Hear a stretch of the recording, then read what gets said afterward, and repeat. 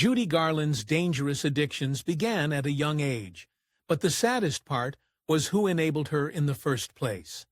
The cruel injustices of Judy Garland's childhood only led her to fall from grace, an adulthood filled with suffering and oppression. Despite her overwhelming talent, Garland's celebrity lifestyle never gave her a fighting chance.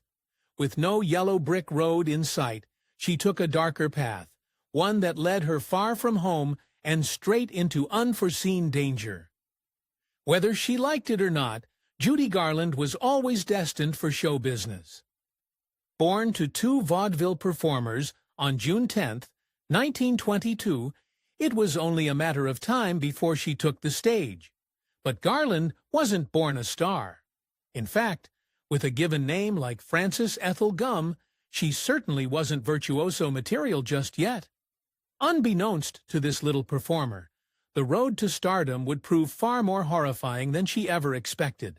When she was only 2 years old, Frances started performing in her father's movie theater, alongside her two older sisters, Mary Jane and Virginia. And for the next 2 years, they made regular appearances accompanied by their mother on piano. Music and dance colored little Frances's life, but it was only too soon before a terrible scandal changed everything. In 1926, shocking rumors about her father's relations with young boys upended her life. Frances and her family escaped the whispers and set up shop in Lancaster, but the damage was already done. Frances watched in dismay as her parents' marriage fell apart. Frances's mother, Ethel, on the other hand, focused all her energy on grooming her 3 daughters into budding stars. At the mercy of her controlling mother, Frances's tribulations had only just begun. Frances's first introduction to substances came directly from the palm of her mother, whom she later called the real Wicked Witch of the West. To keep her performance ready, Ethel started Frances on a dangerous regime. She took a dose of uppers in the morning to get her going, and then sleeping pills in the evening to calm her down. But this was an extremely slippery slope, and down the line, this led to utter disaster. Frances spent her childhood performing with her siblings as the Gumm sisters, but it soon became glaringly obvious that Gumm just wasn't the most appealing stage name. In 1935, the Gumm sisters changed their name to something more star-worthy, the Garland sisters. But it wasn't long before they realized that only one of them was the real star of the show, and that was undoubtedly Frances. But the changes didn't end there. Frances decided to change her name to Judy. Posed at the ready with her new name, Judy Garland took to the stage, and this time somebody very important noticed her. During one of the Garland sisters' acts, a very intent audience member couldn't keep his eyes off little Judy Garland. Songwriter Burton Lane had been sent by Louis B. Mayer to attend the act and report back to him.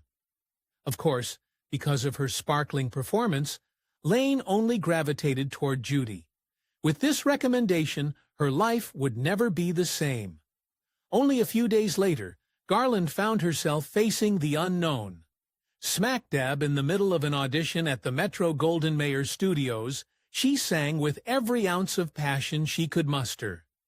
Garland's voice was an absolute revelation. Judy's audition blew everyone away, and they signed her immediately. They were so enthusiastic about her audition that they didn't even bother with a screen test. But even as they rejoiced in finding this diamond in the rough, the studio still had a dilemma. At 13 years old, Garland was far too old to be a child actor and still too young to be a full-blown starlet. Of course, her age wasn't the only problem. Judy Garland was a tiny little thing, coming in at 4 feet, 11.5 inches. And her studio immediately roped her with the cutesy girl-next-door actresses. She certainly didn't seem to fit in with the other leading ladies of the time.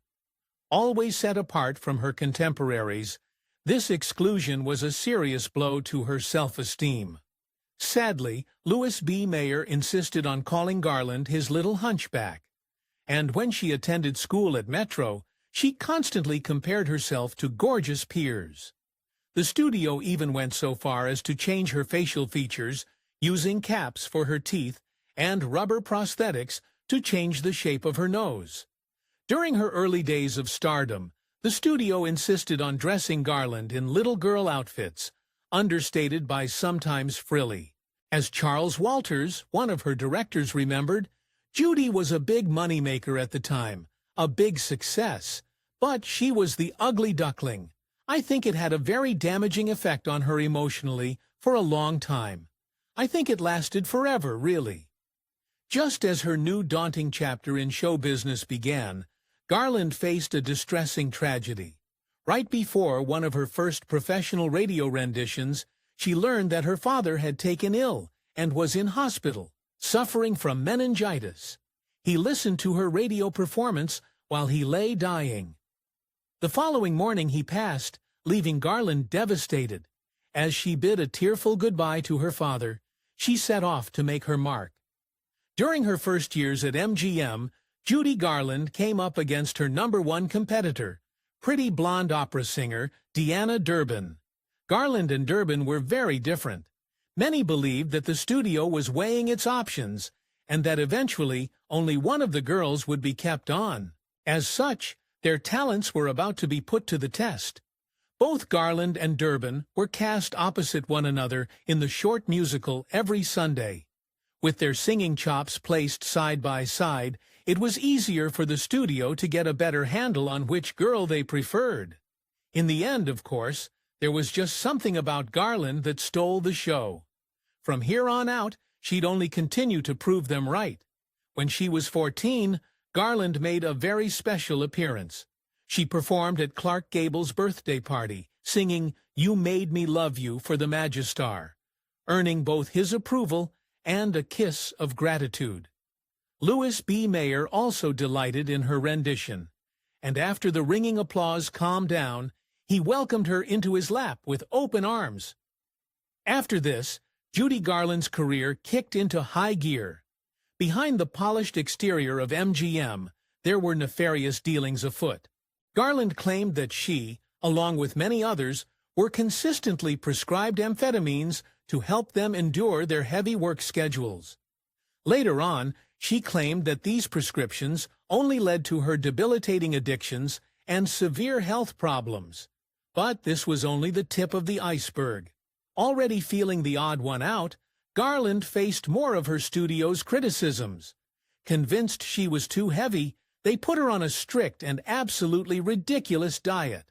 On one occasion, she tried to order a healthy-sized meal.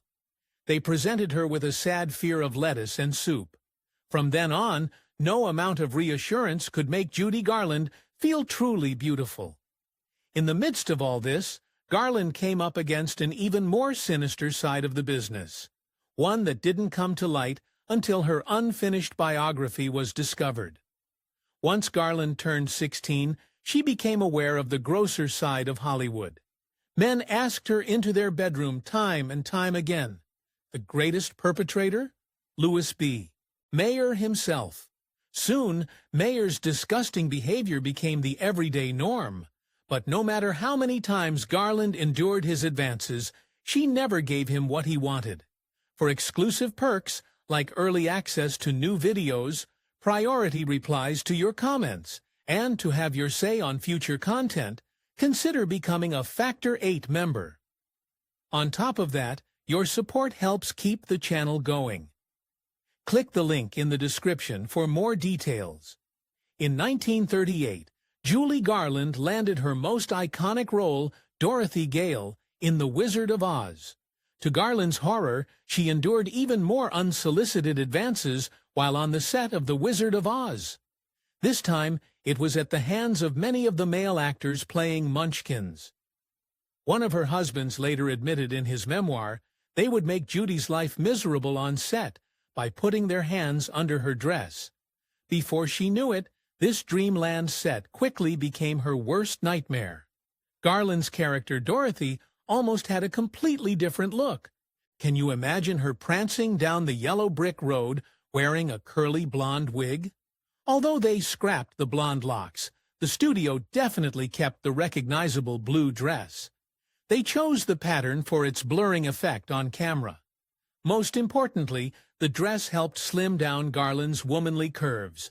But this wasn't the studio's only tactic for keeping Garland's youthful figure in check. Along with the diet and the dress, Garland also had a rigorous athletic regime. The studio sent her on active outings to help keep her weight down. She went swimming and hiking, and often played tennis or badminton with her stunt double. But as she struggled to make the mark behind the scenes, her shining performance in The Wizard of Oz spoke for itself. In 1939, Garland won her first and only Academy Award for her two brilliant performances that year, The Wizard of Oz and Babes in Arms. But as the new decade began, she began landing more adult roles. This led to a whole host of challenges she'd never foreseen. For one, she'd never been a romantic interest, neither on screen or in her private life. This was about to change. With her role in Little Nellie Kelly, Garland faced her most difficult role yet. She had to learn an accent, deliver her very first on-screen kiss, and enact a believable death scene. But she wasn't the only one unnerved by these daunting tasks. Even her co-star, George Murphy, found a way to insult her amateur attempts at intimacy and admitted that their kiss was humiliating. He said it was like a hillbilly with a child bride. But this on-screen disappointment was only a taster for the real-life heartbreak to come. When Garland met musician David Rose, he was still a married man. Still, that didn't stop the enthusiastic Rose from proposing to Garland the moment she turned 18. When the studio found out that an older married man was trying to sweep Garland off her feet, they stepped in and forbade the marriage until Rose could secure a proper divorce. In the meantime, Garland had options. Garland and Rose decided to wait a year before tying the knot. But, in the interim, Garland pursued a hot-blooded affair with another man. Truly taken by musicians, she pursued Johnny Mercer, a 30-year-old songwriter who also just happened to be married. Even by Hollywood standards, this relationship had scandal written all over it. Despite the briefness of their affair, Mercer fell deeply in love with Garland and even wrote a song especially for her. His song, I Remember You, boasts some tell-all lyrics such as, "You're the one who made my dreams come true." But the couple's considerable age difference had tongues wagging, and many of their friends urged them to end it. Even though Garland and Mercer were never meant to last, Mercer never forgot her. When David Rose finally showed up with his divorce in hand, Garland was ready to say, "I do." However, Garland's studio was not happy about this union, and they were even more incensed when, in 1941, she became pregnant. Judy Garland's baby face and virginal roles were everything to them. If she was a mother, how would audiences react? Would they still love her? Not wanting to take her risk, both Garland's mother and her studio pressured her, if not forced her, to get an abortion. But this wasn't the last time. In 1943, she became pregnant again during a tour d'affaire with Tyrone Power. Just like before, her studio didn't allow her to keep the baby. As time wore on, this constant control only damaged Garland's mental health and even threatened her marriage. Garland and Rose's passion for music just wasn't enough to sustain the romantic spark. In every other way, these two were opposites. With him encouraging his wife to get an abortion, it only made matters worse. By 1944, the marriage passed the point of no return, and they divorced. But in the wake of Garland's loss, brighter times were coming. In 1944, Judy Garland starred in one of MGM's greatest successes, Meet Me in St. Louis. This was one of the first times she'd been offered the role of the leading lady and romantic interest. Thanks to her assigned makeup artist, Garland also got a brand new look. When she looked in the mirror, she couldn't believe her eyes. She was perfectly beautiful, with outer teeth caps and nose discs. In the film, nobody can forget Garland's hauntingly beautiful rendition of Have Yourself a Merry Little Christmas. Wearing a stunning red dress and light string of pearls, Garland blinks her doe eyes at the camera, captivating her audience from the get-go. Her performance plucks all the heartstrings, and when she starts to sing, you can't look away. Everything about Garland was magnetic, so it's no wonder that her charms attracted attention off-screen. Vincent Minnelli directed Garland and Meet Me in St. Louis, and he was, in fact, responsible for making sure she got her famous makeover. He recognized that she had more to offer than a girl-next-door performance. This opened up a whole new audience for Garland. Although director and actress reportedly clashed in the beginning, by 1945, they were well on their way to a blossoming romance. On June 15, 1945, Garland and Minnelli married and embarked on a new chapter of wedded bliss. The very next year, Garland found out she was pregnant, and to her delight, her studio allowed her to keep the baby. Everything seemed to be going smoothly for Garland, but behind the happy family facade, her mental health rapidly declined. Garland was at her wit's end and wanted to end it all, and so she attempted to take her life for the very first time with some broken glass. Thankfully, the cuts were minor, and she survived the attempt. It did, however, land her in treatment, as well as a short stay in a psychiatric hospital. But this was only the beginning. During the filming of her next project, Garland and director Busby Berkeley clashed on All Friends, but he wasn't her only adversary. In fact, Garland soon became her own worst enemy. Her insecurities were off the charts, and she was increasingly anxious about playing an unglamorous character. The title role of Annie Oakley in Annie Get Your Gun. For Garland, the whole experience was a total train wreck. Berkeley really had it out for Garland. He bullied her for her poor behavior and felt like she didn't bring a positive attitude to set. As a result of her failing mental health, she started showing up late. There were 7 days where she didn't even show up at all. Finally, the studio put his foot down and fired Garland outright. With no choice but to grapple with her mounting issues, Judy Garland vowed to make a change. Garland, desperate to make a full recovery, went to a hospital in Boston where doctors tried to regulate her eating and sleeping patterns. Most importantly, they had to get Garland clean. They took her drug problem seriously and slowly weaned her off many of her medications. Just as Judy Garland had returned to Los Angeles, hoping for a new lease on life, disaster struck. She was heavier, healthier, and most importantly, happier. But the only thing her studio saw was her weight.